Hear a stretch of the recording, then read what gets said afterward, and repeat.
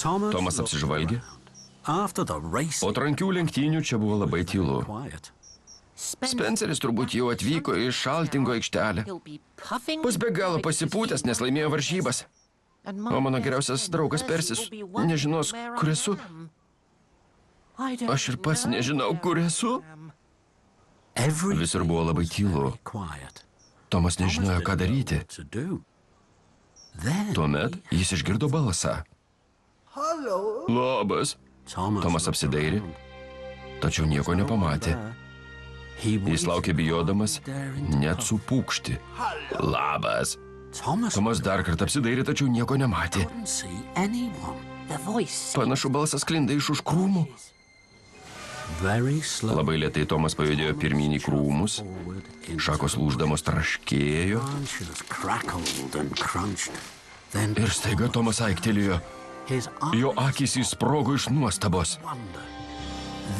Kitoje krūmynų pusėje stovėjo labai senas garvežys. Jis buvo sulūžęs ir surūdijęs. Tomas įsigando. Jis nedrįso nė žodžių ištarti. Tuomet senas garvežys jam nusišypsojo. Tai buvo menka, baiminga šypsena.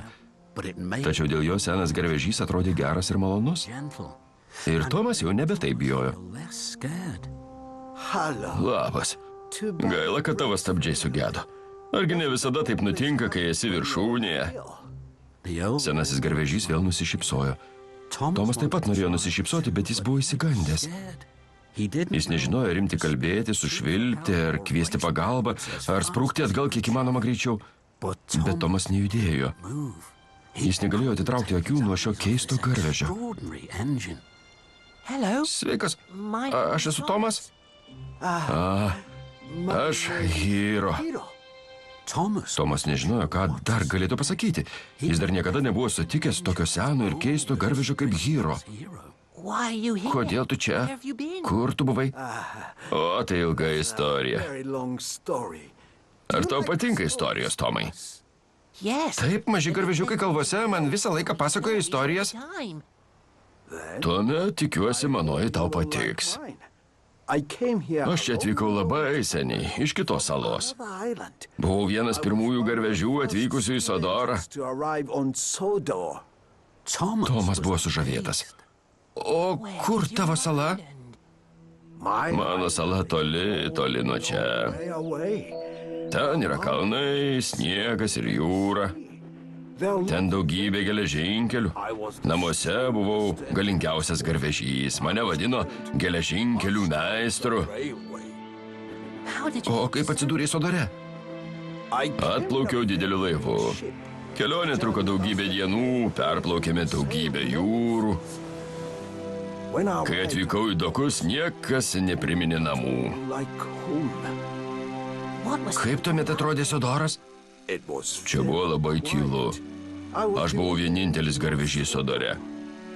Čia mane taip pat vadino geležinkelių meistru. Buvau labai laimingas. Ir kas nutiko? Pradėjau gesti.